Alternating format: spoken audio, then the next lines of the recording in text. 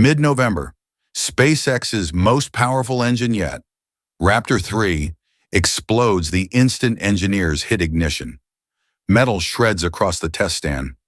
But the team isn't scrambling to fix a mistake. They're recording data. What could they possibly gain from watching a 300-ton thrust engine destroy itself? And why does this explosion actually mean 2026 is Starship's breakout year? Welcome to Space Update 24 Hours. Let's dive right in. Here's what makes this different. Most engine failures happen after minutes of sustained burn, when metal fatigues, when heat builds beyond tolerance, when something slowly breaks down. But Raptor 3 didn't make it past ignition. The engine tore apart in the first fraction of a second. And that timing tells us everything. Startup is brutal. Cryogenic methane and oxygen at minus 160 degrees Celsius slam into chambers that need to reach combustion temperature instantly. Turbo pumps spin from 0 to 100,000 RPM in milliseconds. Pre-burners must light in perfect sequence. One element off by a microsecond, the entire system can rip itself apart before your eyes even register what's happening. So why push an engine this hard? Because SpaceX learned something critical from years of testing. Better to find your breaking point on the ground than 50 miles up with a billion-dollar payload on top. They're not testing if Raptor 3 works. They already know it works. They're hunting for the exact conditions where it doesn't. And that data is worth more than the hardware. But this goes deeper than one engine. Raptor 3 isn't just an upgrade. It's the foundation for everything SpaceX plans to do in 2026. The numbers are staggering. We're talking about 300 tons of thrust per engine, possibly climbing to 330 tons. That puts Raptor 3 among the most powerful single-chamber liquid rocket engines ever built. But here's the genius part. They didn't just add power, they cut weight, over 1 ton lighter than Raptor 2.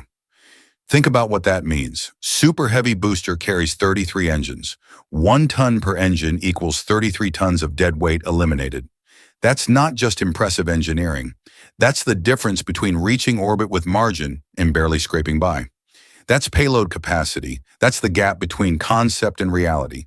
And SpaceX needs that margin. Because in early 2026, on Flight 12, they're attempting something most engineers said was impossible. Relighting Raptor 3 in space after prolonged operation. Past Starship flights have struggled with this. Engines that work perfectly at sea level sometimes refuse to restart in the vacuum of space after a long burn. Prove this works and suddenly you have precise control for the hardest trick they've ever attempted. Catching Starship on the launch tower after it returns from orbit. We've seen Super Heavy do the tower catch. That was historic. But catching a vehicle screaming back from orbital velocity? That's a different physics problem entirely. Starship returns at Mach 25. The heat shield glows at 1,400 degrees Celsius. The timing window for the catch mechanism is measured in seconds, maybe less. And the only way to thread that needle is with engine clusters that can throttle and vector with surgical precision. Small thrust adjustments change everything at those speeds. A few degrees of engine gimbal determines whether Starship meets the catch arms or overshoots into the Gulf of Mexico. SpaceX plans this orbital catch for the first half of 2026.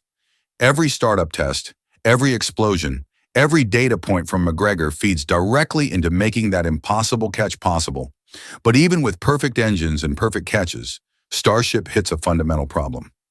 Physics doesn't care about engineering excellence. The rocket equation is merciless. By the time Starship climbs to 400 kilometers altitude, it's burned nearly every drop of propellant it launched with. The tanks are empty. The vehicle is structurally sound. The engines work perfectly, but it's stranded. No fuel to go higher. No fuel to come back safely. The solution? Turn space into a gas station, June 2026. That's when SpaceX demonstrates orbital refueling for the first time. The concept is straightforward. Launch a depot Starship, then launch a chaser weeks later. Rendezvous in orbit, dock. Transfer cryogenic propellant while both vehicles are traveling at 28,000 kilometers per hour. Simple, right? Except nothing about this is simple. Both ships must match velocity within centimeters per second. The docking mechanism must seal perfectly in hard vacuum. Then you're pumping super cold liquid methane and oxygen through plumbing while maintaining pressure differentials. One mistake, a leak, a pressure spike, a timing error, and you've just created the world's most expensive firework. But master this, and everything changes. Suddenly, the moon isn't theoretical. Mars isn't science fiction. Long-duration missions become possible, and the timeline starts clicking into place like dominoes. June 2027, uncrewed Starship lands on the moon. September 2028, Artemis 3 crew lands on lunar surface. Between those dates, everything rides on proving that orbital refueling works. No refueling, no moon landing, no moon landing, no Mars missions. It all hinges on those transfers working flawlessly in June 2026. And while NASA focuses on the moon, SpaceX is already looking further. November-December 2026. 5 Starship version 3 vehicles launch for Mars. No humans aboard. Instead, they're carrying Tesla's Optimus robots. Their mission is elegantly simple: survive the landing, explore the surface, collect data, prove that Starship can actually deliver payload to another planet. Musk jokes about how epic a photo of Optimus walking on Martian soil would be. But behind the joke is a serious question. Can SpaceX hit the 2026 Mars window? The odds? 50-50. Because it all comes back to orbital refueling. You can't reach Mars without it. The Delta V requirements are too high. So those 5 ships launching in late 2026 depend entirely on SpaceX mastering propellant transfer 6 months earlier. Miss that deadline, and the Mars window closes. Physics waits for no one. But if they make it, the escalation is dramatic. Between 2028 and 2029, roughly 20 Starships head for Mars, some possibly carrying humans. The strategy is cautious where it needs to be. If the first Optimus missions go well, humans fly next. If not, they run another round of robot missions first. We'll see, Musk says.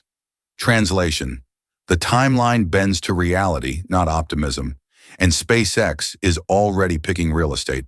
Arcadia Planitia, a broad volcanic plain in Mars' northern hemisphere. Why there? Stay away from the freezing poles, find shallow water ice, pick flat terrain for landing and launching. Arcadia checks every box. This isn't speculation anymore. They're planning where the first permanent settlement goes. The long-term numbers read like someone's fever dream. 100 ships in the 2030-31 window. 500 ships in 2033. The stated goal? A self-sustaining city. 1 million people. Infrastructure that could survive even if Earth contact were severed. To reach that scale, SpaceX envisions Starships growing to 142 meters tall, with thousands of vehicles arriving and departing each launch window, carrying millions of tons of cargo. But none of that matters if the fundamentals don't work. And the fundamentals all trace back to one thing: engines that can survive the abuse of repeated flights, orbital transfers, and deep space missions. Engines like Raptor 3, which brings us full circle to that explosion at McGregor. That fireball wasn't failure, it was reconnaissance. SpaceX found an edge case, a failure mode, a specific condition where the engine doesn't survive startup. Now they know exactly what to fix. They'll modify the design, run it again, push it harder, find the next breaking point, fix that too. That's how you build reliability into hardware that needs to work perfectly when you're 250 million kilometers from the nearest repair shop. So when you see that Raptor 3 exploding at McGregor, you're not watching a setback. You're watching the price of admission to 2026. Every engine that destroys itself on the test stand is one less failure that happens during Flight 12's orbital relight, one less disaster during the tower catch, one less catastrophe during propellant transfer at 400 kilometers altitude. SpaceX has bet everything on a timeline most aerospace engineers call insane. Orbital refueling demonstration in June, Mars launches in November, 20 ships to Mars by 2029, 1 million people living on another planet within decades. And the only way any of that happens is if Raptor 3 works flawlessly under conditions no engine has ever faced before. That's why they blow them up now, because the alternative is watching them fail when it actually matters. 2026 isn't just another year of testing. It's the year SpaceX either proves this entire architecture works or learns exactly why it doesn't. 12 months from now, we'll know if orbital refueling is real or fantasy, if catching Starship is possible or suicide, if those Mars missions launch or slip another 2 years. And it all started with an engine exploding in Texas. Think about that. A fireball at a test facility in November 2024 might be the data point that determines whether humans become a multiplanetary species. No pressure, right? What do you think? Will SpaceX hit these 2026 targets? Drop your predictions in the comments. If this breakdown gave you a new perspective on that explosion, hit that like button. Share this with anyone who still thinks SpaceX just blows things up randomly, and subscribe to Space Update 24 Hours because 2026 is going to be absolutely wild, and you'll want to see every milestone as it happens. The countdown to Starship's breakout year has already started.